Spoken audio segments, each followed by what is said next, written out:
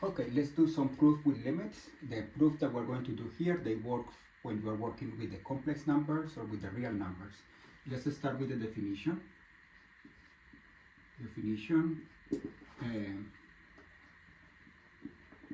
We say that a sequence, it may be complex numbers or real numbers, converges to A. A is a complex number or a real number if for every epsilon greater than 0 there exists an n, an integer n, such that a sub n minus a is smaller than epsilon for all n greater than capital N. Essentially, when we have that a sub n converges to a, we have a function that for every epsilon generates an n. For example, for a particular limit, you may see that f of 1/2, when epsilon is 1/2, n is 100, right? You have a function, this function is highly not uniquely defined because, for example, if f of 1/2 is 100, you could have changed the function so that f of 1/2 is 102. Then the idea is that when you have that, when you have this affirmation a sub n converges to n, then for every epsilon, input epsilon, you can have an output n that satisfies this property. And for the same reason, when you want to show that a sequence converges to a value, you have to create that function. For that reason, essentially, you start the proof saying, let's take an input, let's take an epsilon greater than 0, and you enter proof by showing an n that satisfies a property like this. Let's continue with this definition. Definition, a sub n is bounded if there exists m greater than 0 such that a sub n is smaller or equal than m for all n. Okay, let's start with the first theorem. If a sub n converges to a, then a sub n is bounded. And the proof goes like this. For there exists n such that a sub n minus a is smaller than 1 for all n greater than capital N. Essentially, this n is the output of the function that we have when a sub n converges to a. We have that for every epsilon there is an n, but if we pick epsilon equal 1, then we know that there is such an n that satisfies this property. Then this condition here says that a sub n, which can be written as a sub n minus a plus a, and this is smaller or equal than a sub n minus a plus the norm of a. This is the triangular inequality, which is, I believe, is the most used inequality when we are dealing with limits. And we know that this is smaller or equal than 1 plus the norm of a. Then we already bound all the n's. This is for all n greater than n. We already bound all the norm of a sub n when n is bigger than n. And then we just need to take m to be the maximum of absolute value of a1, absolute value of a2, absolute value of a capital N, and 1 plus the norm of a. Then by selecting this m, we know that we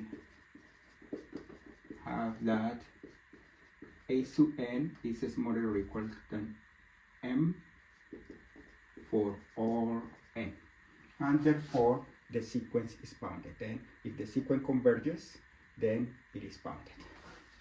Okay, let's do the 4 basic proof for theorems, which is showing that the limit of the sum is the sum of the limits, the limit of the product is the product of the limits, and so on. Let's start with the first one.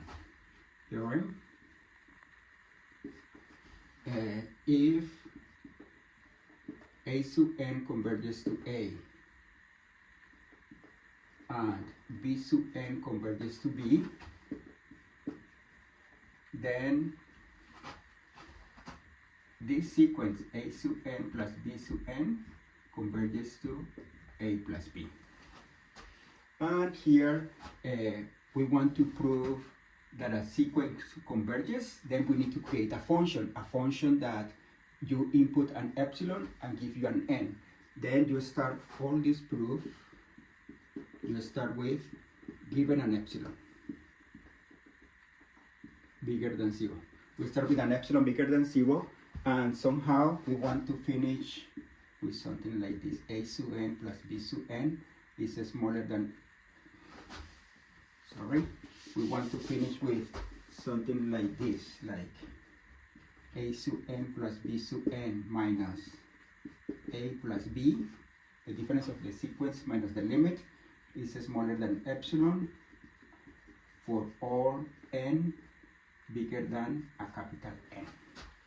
Then this is the ending part, but let's do the proof. We are given an epsilon, and then since this sequence converges to A, then we know that there exists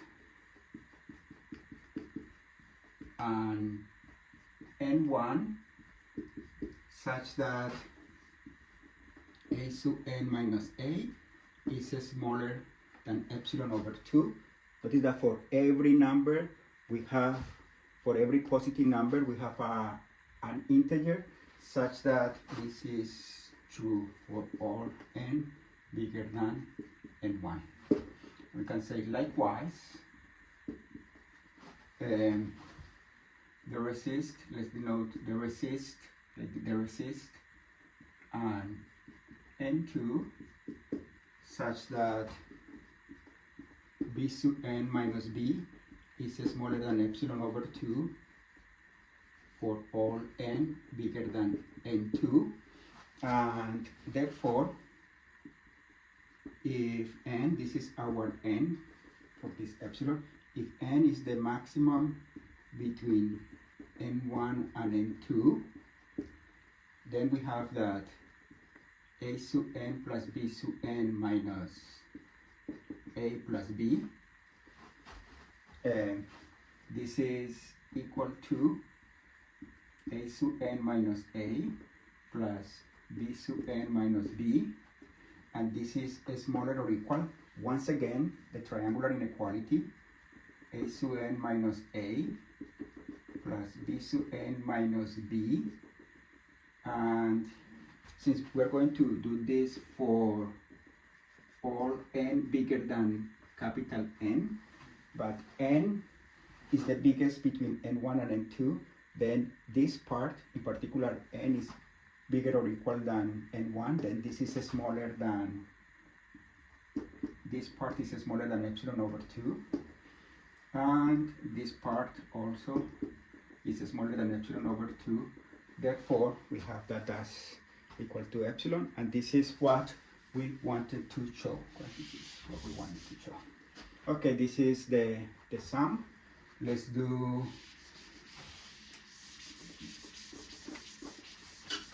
the multiplication of a sequence by a constant.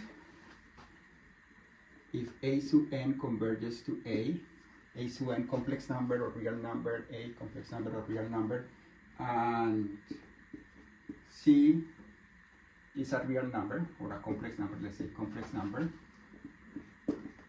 then a sub n times c converges to AC. Again, the proof, like all these proof, we start with given an epsilon bigger than 0. And the goal is to find a capital N such that an inequality is true. Then for this epsilon, since this converges is A sub n converges to A, we know that there exists an N1 such that A sub n minus A is smaller than epsilon over the norm of C plus 1 if n for every n bigger than n1. I could have selected norm of Z or absolute value of Z, but this takes care of the case when C is 0. Then that's the reason we took this value. Then now what I want to show, I want to show that A sub n times C minus AC. Let's start here. Then let's say for all n bigger than n1, in this case, our n is just n1. And for all n bigger than n1, we have that this is equal to norm of Z times A sub n minus A. And by the choice of n1, we know that this is smaller or equal than this over norm of C plus 1, and this is smaller than epsilon. Then this completes the proof. Let's do the product of sequences.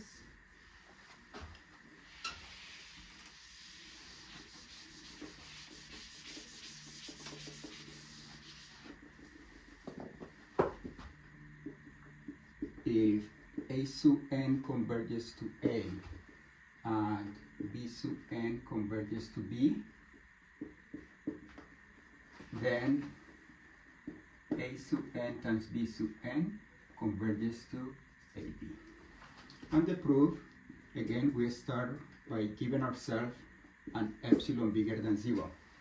And notice that we want to show that A sub n, B sub n minus AB, we want to show that this is smaller than epsilon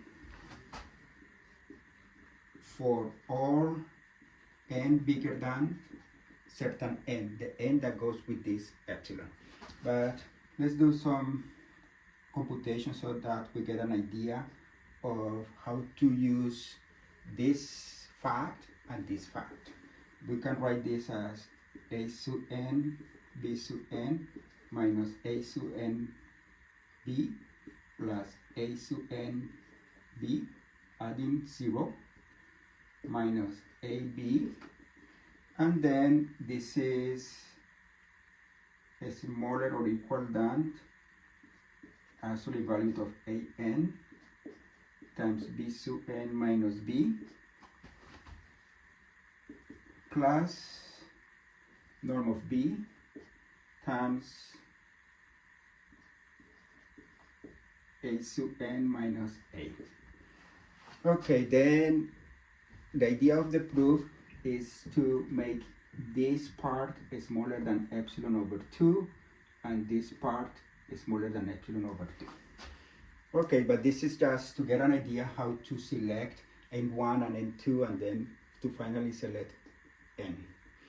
Okay, then let's continue with the proof. There exists n1 such that A sub n is smaller or equal than m for all n bigger than n1.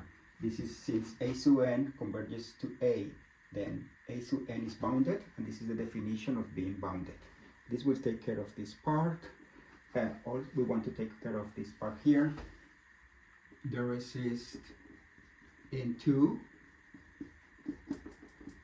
such that norm of A sub n minus A is smaller than epsilon over 2 norm of b plus 1 for all n bigger than n2. And finally, the resist n3 such that b sub n minus b is smaller than epsilon over 2 times norm of n. Then with these choices, if if n is the maximum between n1, n2, and n3, then we have that for all n bigger than n, we have all of these inequalities. But here we can just finish because this is smaller or equal than m times b sub n minus b plus norm of b times a sub n minus a. Just change the a sub n. We know that each one of these values is smaller than m, and then this is smaller or equal than this part is just m times smaller than epsilon over 2m, because we are using this part here, and this part here is plus norm of b epsilon over 2 times norm of b plus 1. These two cancel out, and then this is smaller than epsilon over 2 plus epsilon over 2, which is equal to epsilon. And this finish the proof. Okay, let's do the last one. It says the following.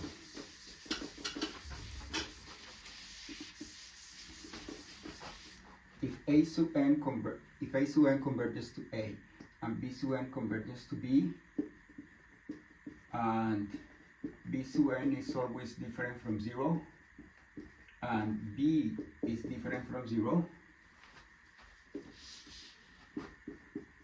then the sequence a sub n over b sub n converges to a over b. For the proof, we just notice that it is enough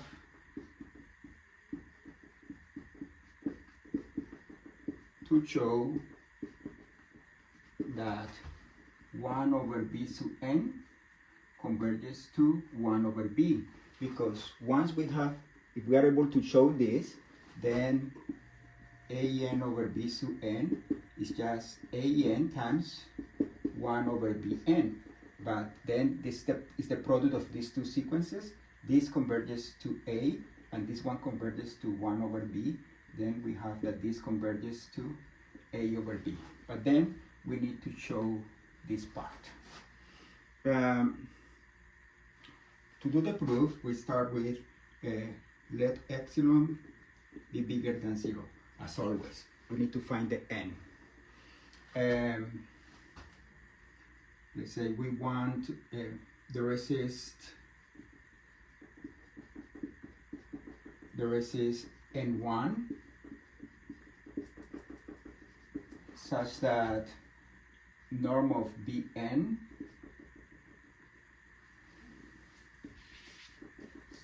such that b sub n minus b is smaller than norm of b over 2. The idea, and this is for all n bigger than n1.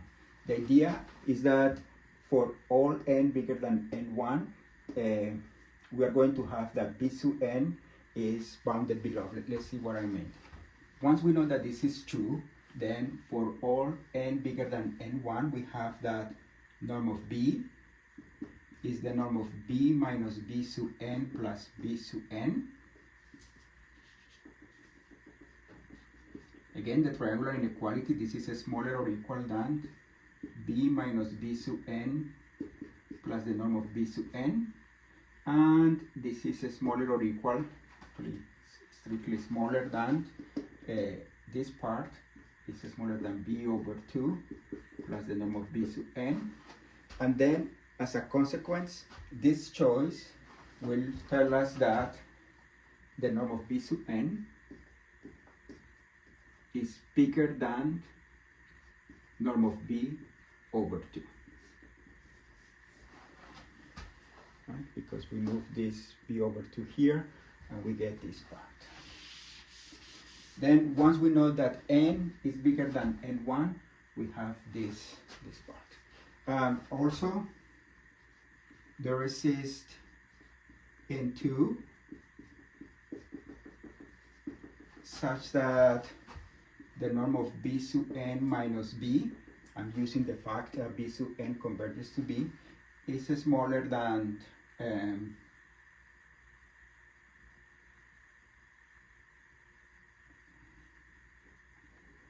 norm of b squared, I believe it's norm of b squared times epsilon over 2. Let's check if this is true. This is what we need. Remember, we're showing that 1 over b sub n converges to 1 over b. Let's see the inequalities. We want to show that 1 over b sub n minus 1 over b is smaller than some epsilon for some value for some n bigger than capital N. But this is equal to norm of b minus b sub n over b sub n times b. And I know that this is smaller or equal than, notice that from here, 1 over the norm of b sub n is bigger than 2 over norm of epsilon. Then I know that this is for all n bigger than n1.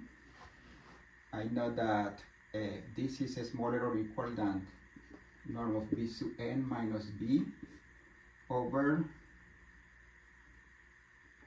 2 times norm of b squared. And now for all n bigger than n2, because of this choice, we know that this is smaller than norm of b squared times epsilon over 2 times 2 over norm of b squared, and this is just epsilon. Then essentially, in order to show that this sequence converges 1 over bn converges to 1 over b for every epsilon, we just need to select n equal to the maximum between n1 and n2. Once n is equal to the maximum of n1 and n2, then all these inequalities falls true, and that means that this is true for all n bigger than capital N. Okay, this shows the four most basic properties of limits.